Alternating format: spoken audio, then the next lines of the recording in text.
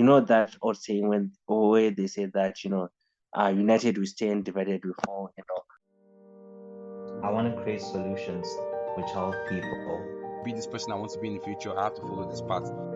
Seeing their lifestyle, the type of lifestyle that I want. Africa's blank canvas. Paint your dreams. Welcome to today's episode. On today's episode, I am joined by an ambassador of many and many things. His name is Brandon. How are you doing, Brandon? How are you doing, Aubrey? I'm good. How has the week been? I'll say that it was okay, but today has been quite busy. I had an event with Google Developer Groups between 12 and 2, but otherwise, it has been good. I see a very busy man. So, Brandon, can you just tell us who is Brandon? What do you do? What is Brandon besides being what you are on social media? Besides what is on social media, I'll say that Brandon is a guy who is, trying to make his mark in the world, not necessarily the tech world where most people know me from, but I'm just trying to make a mark in the world and help others, do the same as I find my way, up there. It's very ambitious. I think I met you personally through the tech world, and like you said, it's just you're trying to be doing more than the tech world. Of course, that people might know you from certain different parts. So, Brandon, can you just tell us a bit more about yourself? How you grew up, the background, just your life in general. Brandon is a guy from Chitungwiza, right, which is where I grew up, where I did my education from primary school up to high school. Then, after high school, I went to Midland State University, where I was doing telecommunications engineering. And the first 2 years, there isn't much to say about me. But then in my second year, that is when I sort of like wanted to sort of like make a name for myself, because I was tired of being, sort of like transparent in a way. So from there onwards, that is when I became involved in communities, not only tech communities, but I've been active in the entrepreneurship space. I've also been active in the environmental activism space. So I'll just say Brandon is just a guy who's doing a lot of stuff, like not a lot of stuff isn't big stuff, but I've interest in many different areas, and that is me.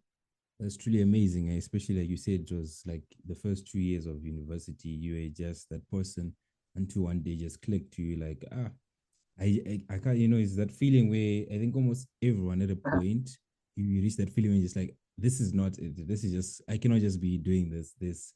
I'm destined for more. I want to be more.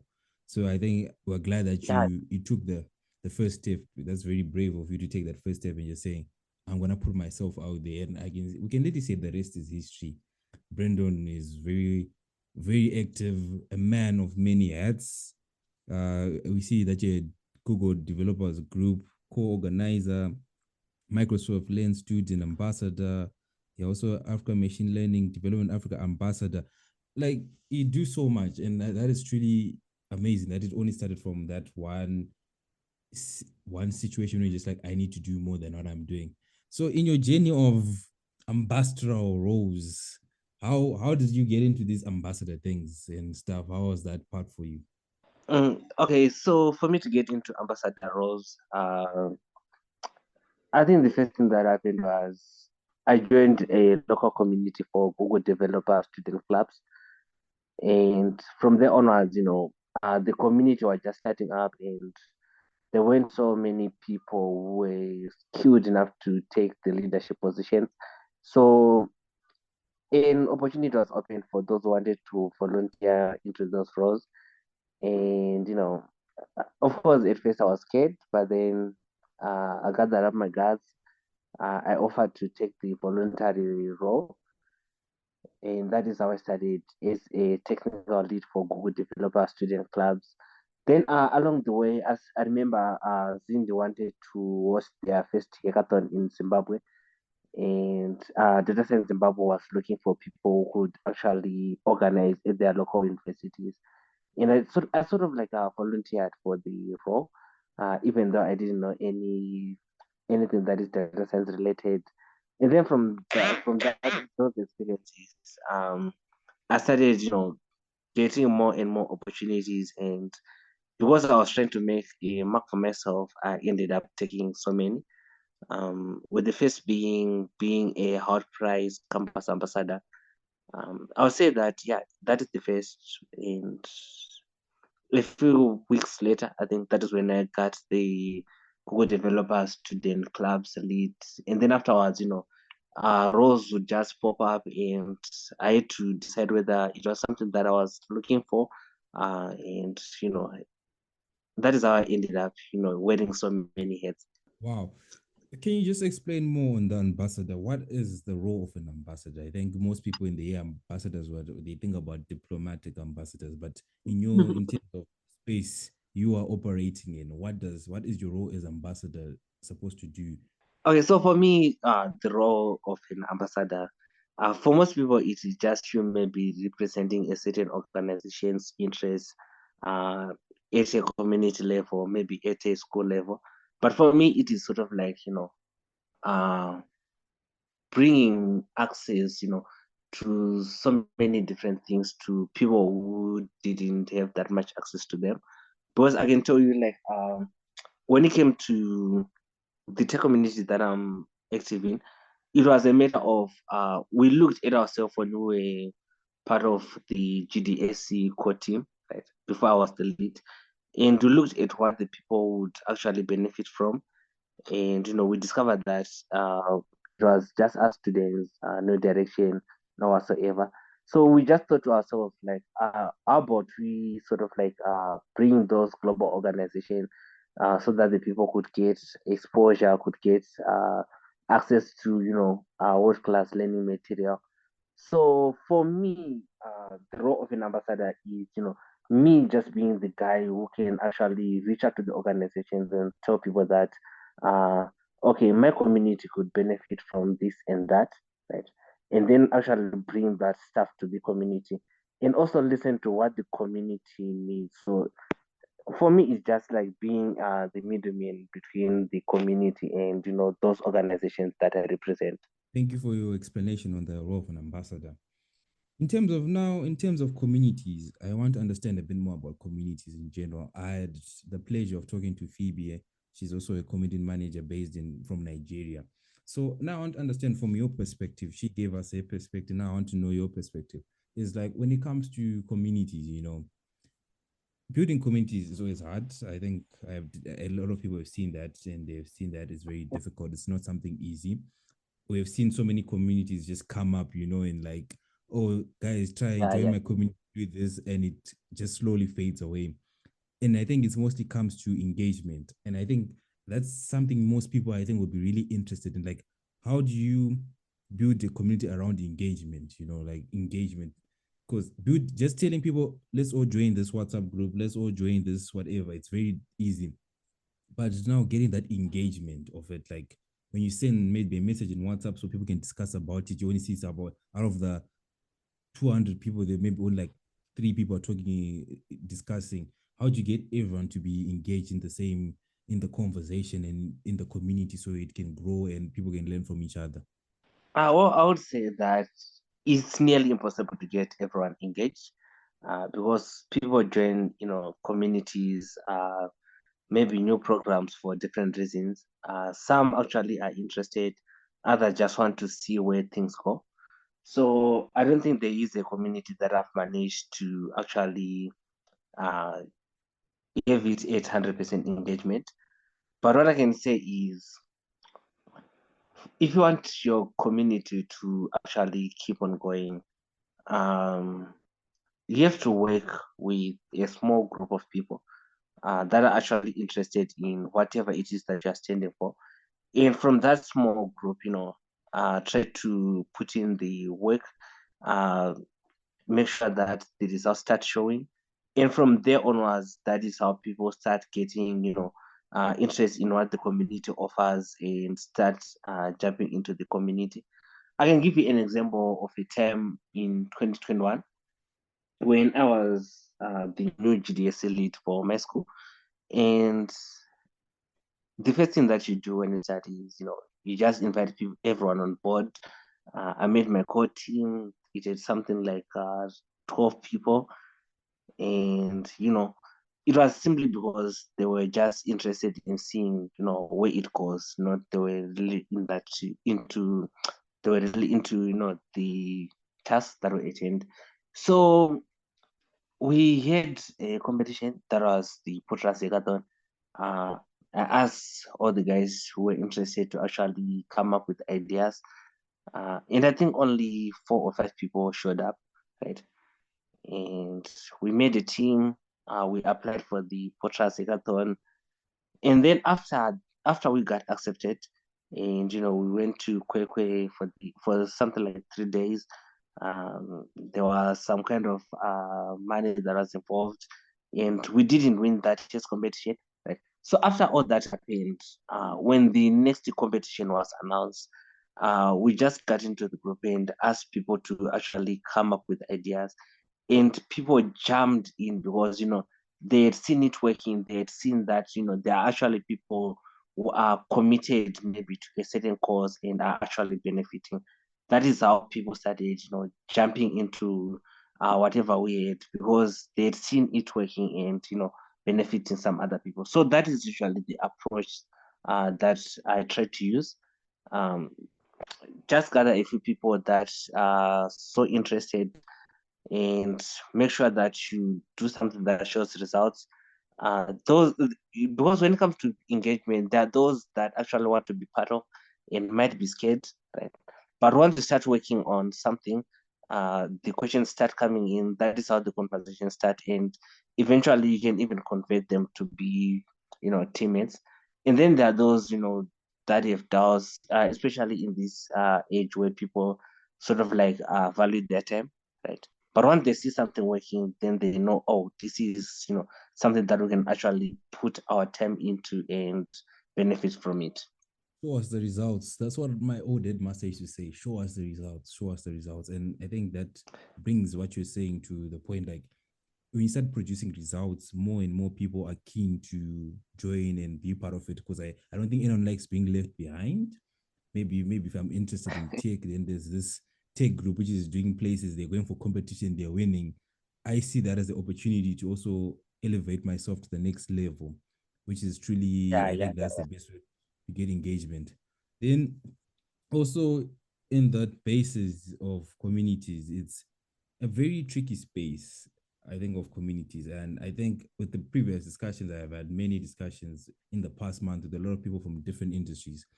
Their main thing was like, for the growth of community of Africa, is we need more communities, because we look at it in this aspect of we talk about cybersecurity. There are not as many communities compared to other things. There's animation, there's filmmaking. We don't really see these. Or is it they're there but there's poor marketing, or we need to start creating a safer space for these communities to truly like flourish to the next level? What is happening exactly with this? Because I think a lot of people they've got so many interests, but they seem to finding it hard to find communities.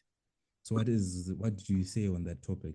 The first thing that I would agree with everyone is we need so many, communities that cater for different, needs that our members might have. That is the first thing. Then the second thing is, let's say we have a few communities that are actually there. They need to collaborate in some way, because that old saying where they say that united we stand, divided we fall. Because if we have something like 10 communities that are all competing against each other, it is very hard for someone who's just standing and just looking at them to see the results. But if those 10 actually combine together and um, do something, then people actually start noticing. I can just say, like, the same way the Zim developer guys actually brought so many people together and hosted their Zim Dev Fest. That is when people started saying, "Oh well, great things are happening in the tech space." But great things have been happening in the tech space. Just that they were happening in parallel. But when that group of guys actually, brought everyone to the same table and say, okay, guys, this is what we're going to do. We're going to collaborate. We are going to work together to make this happen. That is when, everything just started seemed bigger than it has always sounded. But the tech space had always been big. But, those guys actually managed to pull in everyone and make it seem bigger. Let's not compete with one another. Let's collaborate. I think that is something that is truly the whole entire story there. Like the communities maybe there, but it seems like they're communicating with one another. Everyone is pulling certain people to a community. And I think this is just due to our nature of our educational system in Zimbabwe. It's like from primary to high school, it's competitive in nature. Then when you get to uni and they start saying work with each other in groups, we need you guys to do this, and this is all depend on your grade. So and not a lot of people have gone through the university routes where they learn about collaboration. So I think that is the next phase of communities like, guys, let's collaborate. Let's bring things together. I see you're also event organizing. I don't know, did you have the chance of going to the Zim Day Fest? Unfortunately, I couldn't attend the Zim Day Fest because I had another event in Guero at that exact time. But yeah, I would have loved to actually attend. Same, yeah, same, yeah. I think for me it was mostly I had to go back to school, and then the festival happened. I would have really loved to see that. But now back to the events. When you're building an event, right? What are some key components you always make sure, like, for event to be a success, this is what the event needs? What are those key components you always say? Or like every time you're organizing an event, maybe your checklist, your things that like, come rain, come thunder, these things have to be there for this event to be a success. For me, the key thing that has to be there, of course, is the participants, because again, what's a very wonderful and nice, expensive event, and then no one shows up. So as long as there are participants, I would consider it, to be a good event. But then after that, I would say that after each and every event, there is something that the participants should gain, be it something new or something that is being reinforced. Because there's no use for someone to just attend an event and not get anything. And necessarily, it doesn't have to be maybe new information. It might be some kind of some connection, some networking happening. But for me, that is the key thing. The participants have to gain something. They should actually gain something, be it information, maybe network, or in some cases, if the funds allow, maybe a couple of sweats, because from the communities that I'm mainly based in, that is tech communities, swags actually mean a lot to the people. So yeah, I would say information, gain something, a network, in some swag, and I would consider it a good event, if not a great event. Thank you for those things. I think people should take that into account. Like when you're having an event, the most important people are the people who are attending the event. Make sure the event is for the people. And at least if things go according to plan, at least they have something that they can always gain from the event. No one wants to just go to an event and just come back the same person. They want to change. They want to meet someone new. They want to meet people. Then from someone I've seen like you who's in many, many communities, I think this one is a kind of out there in the world. Like you meet people who are all talk and no show, or no cannot do what they say. How do you?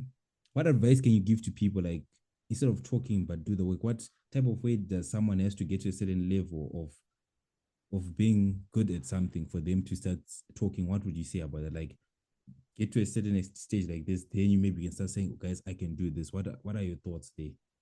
I would say, talk about what you can deliver, despite the level that you are at. Because if you were to sort of like wait for you to reach a certain level before you can start talking, you might not end up talking at all. But if you talk about what you can deliver, um, there will be people supporting you. There will be people, offering their assistance when there is need to, and there will be people actually correcting you so that you become a better version. Because I would give an example of myself. Um, in my circles, people say I'm too vocal about what I do because we are raised in a culture whereby you have to keep your cards close to your heart. Let people see the results. They should know about the process and all. But for me, it doesn't really work because I would tell you the first 2 years, I thought I had to be someone great before I could actually maybe make a change to other people's lives, or before I could actually be heard. But when I just chipped in the GDSE core team, like I told you, I didn't have much experience, and there I was, talking about what we were supposed to be doing and stuff. I would find out that people would actually come in and correct me where I was wrong, and at the end of the day, it helped me grow. So I would say that yeah, we can talk as long as you are putting in the effort, and then you don't have to sort of like overpromise when it comes to talking. Yeah, because people have this tendency where they talk as if they can, move mountains, uh, and then at the end of the day they fail. Because if you promise too much and deliver too little, people will not take you seriously next time. But if you promise something that is achievable and maybe you do it, people just say, "Oh, he did great." If you fail to do it, people will try to sort of like help you analyze where you went wrong and give you the lesson that you can use for whatever next thing that you will be working on. Thank you for that. I think that's what you was talking about. Just brought saying I once heard from the movie actor Matthew McConaughey. And you were saying in his talk he did on a podcast, it's like say what you can do and do what you can say. If you can't say Yeah, so, yeah, yeah. don't over leverage yourself. And I think that is something that a lot of people do. You see someone who's starting out, someone offers them a complex project, like, can you do this? And they say yes, then only for the deadline to be around the corner and they start saying, giving excuses. And for the someone who has put the investment in you, that's a lot of time wasted and it's really painful. Like, I thought you're gonna do it this year. Now I Yeah, have yeah, yeah. to, like, my plans are all messed up. But otherwise, I think it's very interesting what you do, Brendan, because I've always been amazed by it. Like, building communities, trying to help people, engagement. I remember I attended. We met earlier this year in May when I attended the International Women's Technology Day at Yeah, yeah, in, yeah. and it was those things I always find amazing because when I got there to the event, I was the only guy at the start and it just felt really weird. I have to be honest. I'm not gonna lie, guys. It was very weird. I was the only guy there and it's all female. And I'm like, am I in the wrong place? What do we say? You just do not Yeah, believe yeah, behind yeah, and we go. But as the event went on and more and more people came in, and I'm actually grateful that I actually went for that event because we met a lot of people. We I was able to talk. We were able to hear some stories about so many things, and I think what do you say to people like to I think what can you say to people about going to events, even if it's something that might not be in your range? What do you say to them? Like, because for me, I would advise people just if it's something in line with your interests, just go.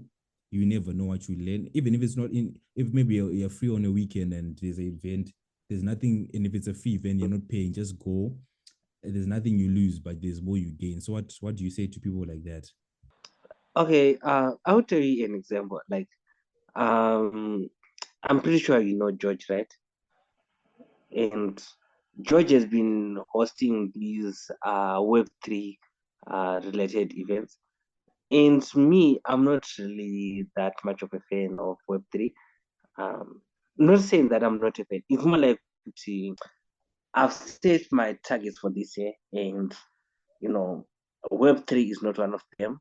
Uh, but when George hosts his event, I always try to chip in, not because I need something, I need to learn something, or maybe I'll need to meet new people.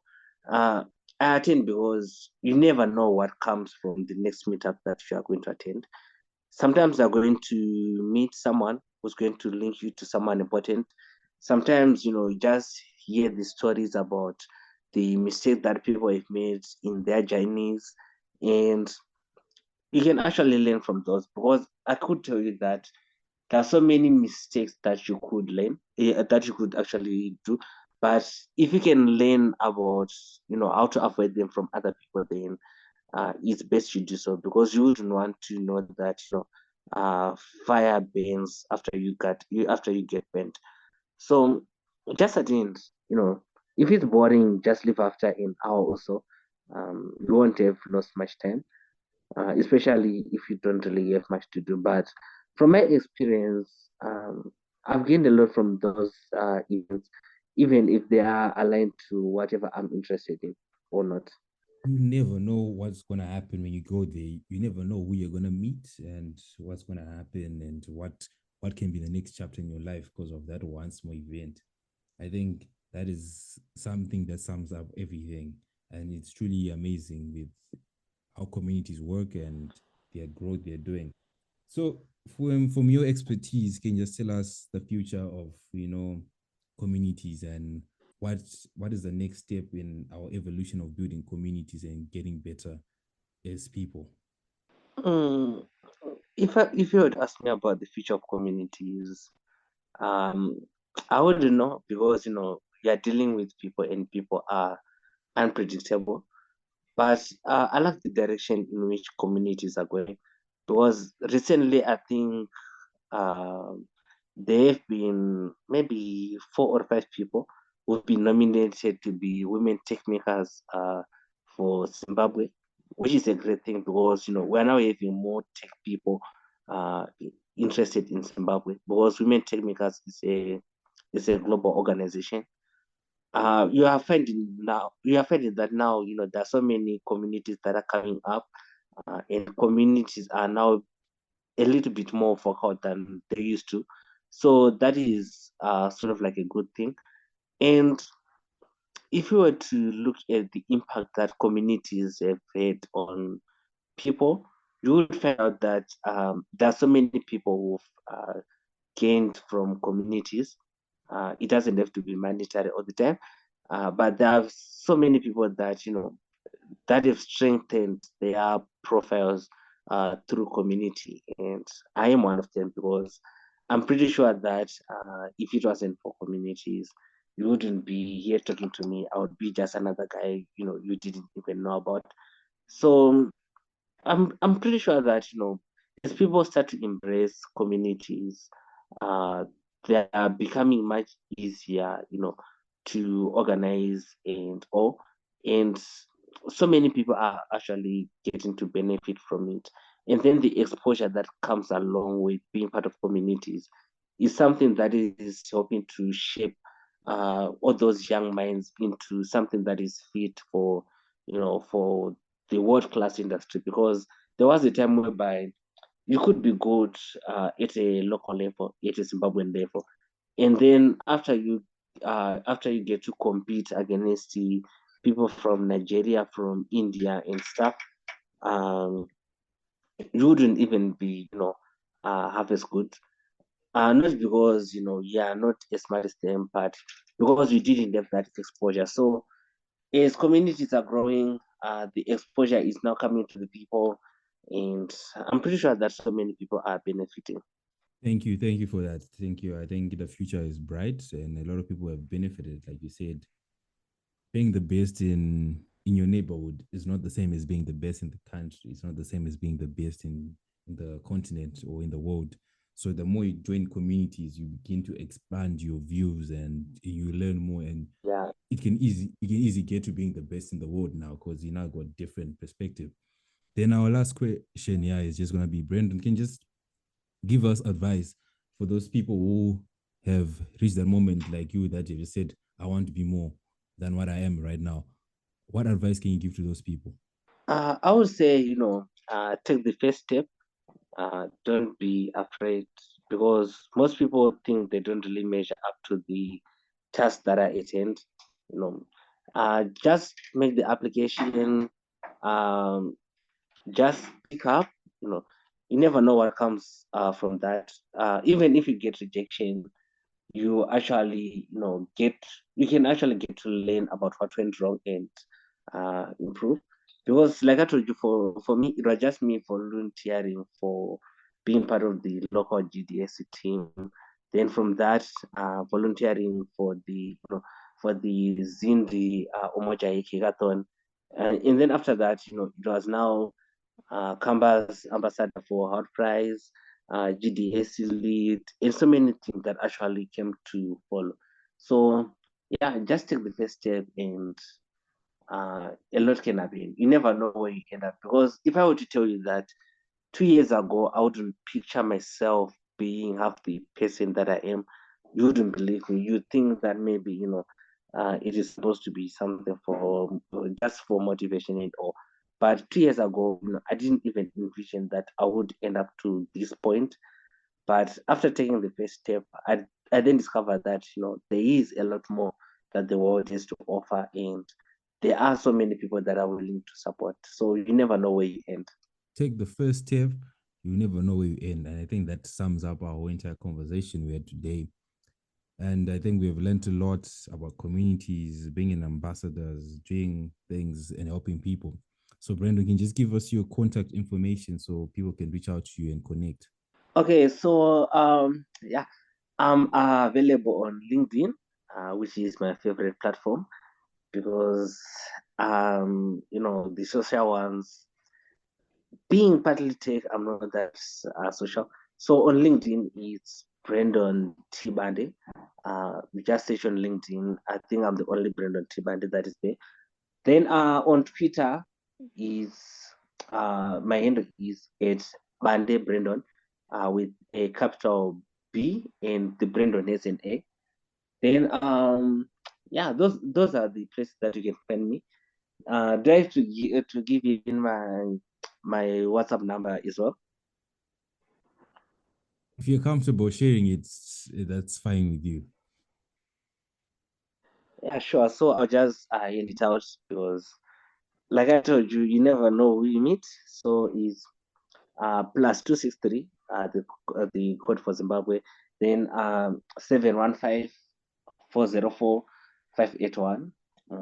Yeah, I'm available for a chat maybe anytime. So yeah, that is how people can reach out to me. And they can also reach out to me, during events, because I always make sure that whenever there's an event, I always, pop up. Thank you, Brandon, for being on the podcast. Thank you for sharing your insights. Thank you for helping us understand more about communities and just going out there and getting what we want and developing as a person. Because like you said, this all started after 2 years of being in university, and you realized that you just wanted to be more in life, and you took the first step, and the journey just went wherever it went. And now we actually don't know where it's ending. It's still going, and we keep on wishing you all the best. We keep on supporting all the things you want to do, and always be there to help share the word of the things you're currently doing. So thank you once again, Brandon, on being on the podcast with us. It was lovely having you. Thank you. The pleasure is all mine, to feature on a global podcast like yours. Thank you for listening to today's episode. Make sure to subscribe on whatever platform you're listening to. Also, make sure to follow us on Instagram, Africa's Blank Canvas Podcast, so you're always up to date with the latest news. Don't forget to share. That's the only way we grow.